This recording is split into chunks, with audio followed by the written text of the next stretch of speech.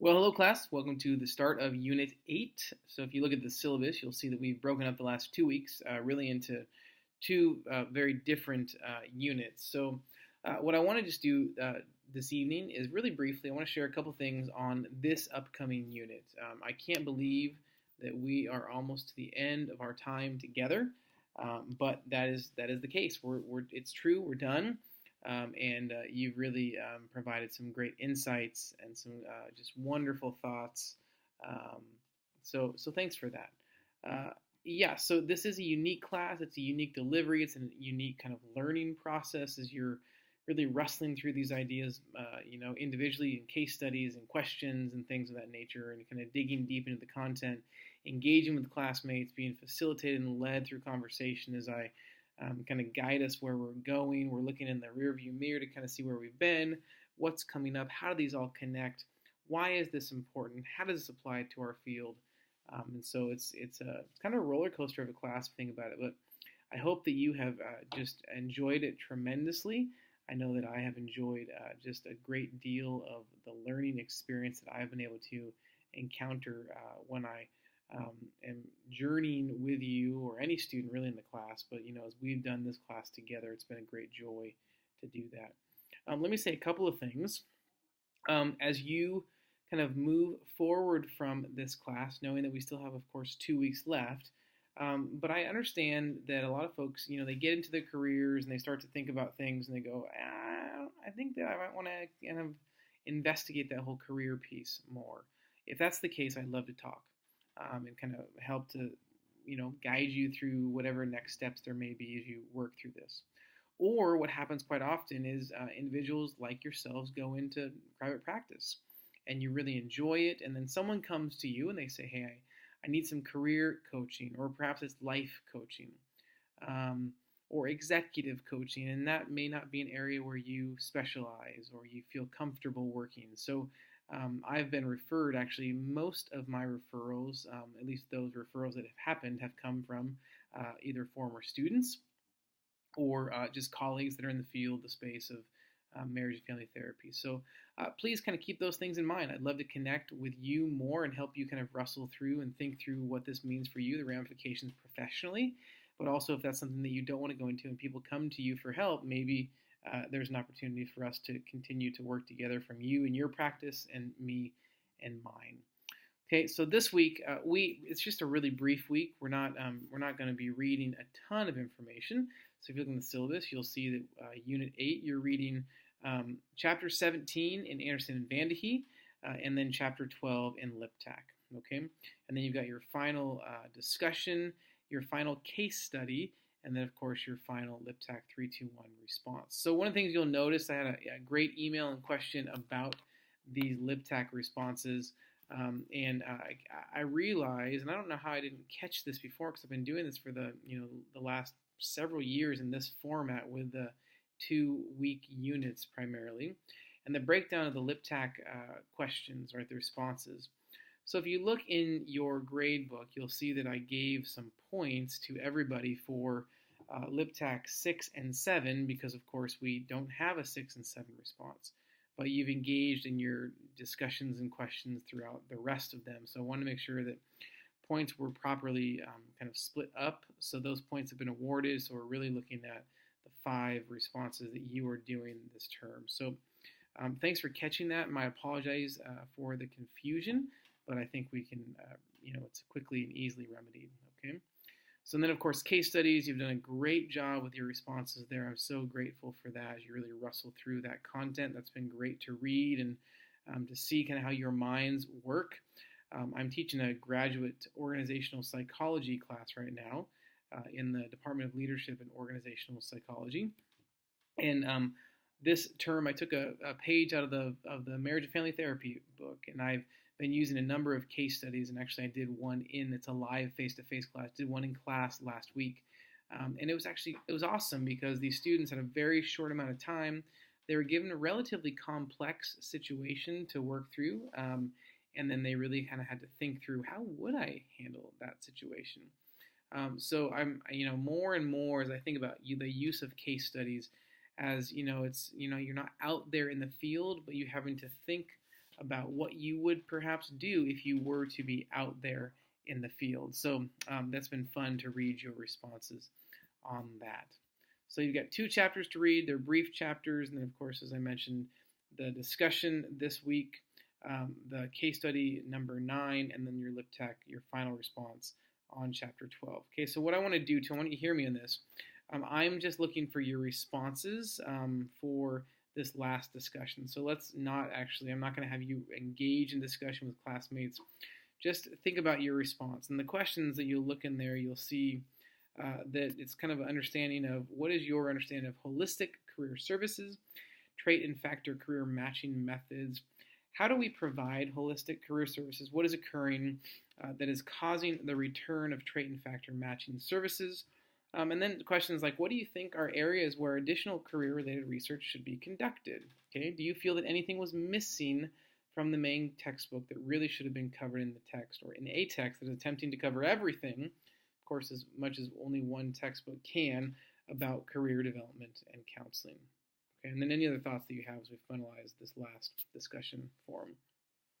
So I thought about that, and I think that you are, MFT students are uniquely equipped in ways to respond to these questions, especially the questions of what are other areas that you see need to be discussed, researched more perhaps.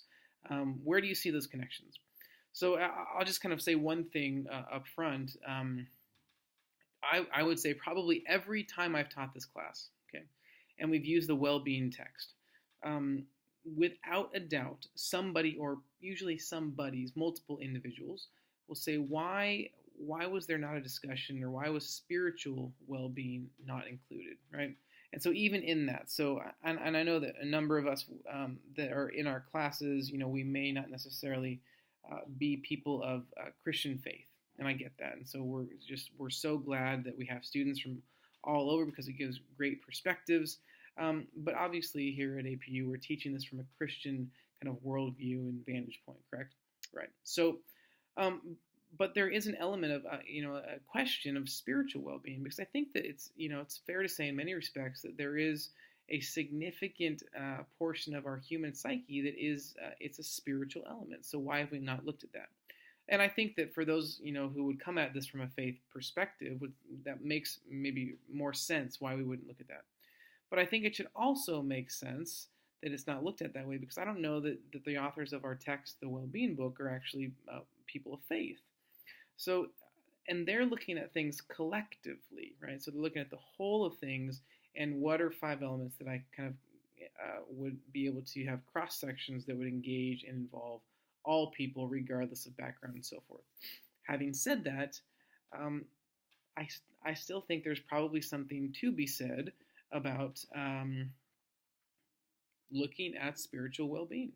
So maybe there's an additional chapter to be written. You could write a kind of an addendum. There's a book that I've used in class, and I'm actually using again next semester, called Designing Your Life. And it's a great book about kind of these ideas of career development in some ways, but really it's about just life in general. And what I love about it is the 2 authors, one of them is a Christian, and one of them is an atheist, and they've come together and they said that despite our kind of fundamental disagreements on God, obviously, we can both agree that what we've written in this book is the best way to live a well-lived, joy-filled life. Okay, it's a tremendous book. So the Christian author in that text, he's written an addendum to the book. Dave Evans wrote a 13-page addendum that is specifically for Christians. And so looking at it through the lens of the Christian faith, how does this idea of designing your life apply? Okay. So perhaps there's something there that you might want to dig into and say, I think we could find something here. I think that could be great. Let me suggest another area, especially in the realm of vocation and calling. So I oftentimes hear from students, whether it's probably not as much in this class, but as I teach in undergraduate classes, and we're looking at a much more involved take and approach to career and life planning and vocation and calling and so forth. It's not a complaint, but it's a comment, and they would say, it would be great if you had, citations or references from more female authors. And my response is always, you are absolutely right. There are a lot of areas, whether, it's just a reality where there's not a lot of fill in the blank authors, right? So you think about kind of where you see those voids in those spaces. And so my response is always, well, hey, if you're the one that notices that, because I see it. And, I can't do anything about that personally, right? I can't write those books. And, as a white male, I can't write a text as a female. But what I would encourage you to do is get done with your degrees, what I might tell students, and write in the space. If this is something that you're passionate about, and I hope you are, you've got a lot to say, so maybe you can do that. So those are kind of the ideas that we're thinking about as it relates to these kind of what are some other areas that we need to do some more research, some more writing, and so forth. Maybe it's for you to do, and that could be really cool. Maybe it's for others, but I think it's always worth hearing your suggestions and things that we need, right? So this is, I think it's a fine class. It's a fun class. It's great learning, but there's always things that could be done better, right? I think that I have found in the Anderson and Van Heet text the best, unfortunately quite expensive, but best textbook for this class. That's for our students in this class.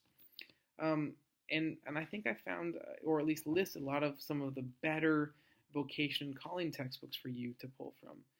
But, there's other areas, and maybe this becomes an area where you want to just spend time writing and researching. Man, I hope you do. Whether it's on, roles, gender roles, or, kind of a multicultural ethnic background and how that works into what we're looking at from a career development standpoint. Maybe it's, the different elements of well-being that weren't discussed. There's lots of different opportunities. And I'm sure that there's lots of things that in this last 15 weeks or so, 14 weeks, that have only kind of the surface only been scratched. And things that you may have noticed were written about slightly, but you say, we need to expand, we need to blow it up. This is your chance to kind of share that. And, maybe as you write this and your colleagues and your classmates are reading it, they would say similar things like, yes, you're right. I think the same thing. That would be awesome. And so now you have, a group of folks that can collaborate and work on a project together. So that's where we're headed this week. What's missing, what needs room, what needs improvement, what needs more development, and maybe there's, I would even say, some spaces that you can operate in doing that very work. Okay, so I'll be back with you probably the next couple of days to post another video with some questions and answers. And then I also want to spend some time probably toward the latter part of this week discussing our final project so that you can spend the entirety of the final week of the semester working on those projects. All right? Hope you have a great week. Thanks again for all that you have invested in this class. And I look forward to seeing you online this week.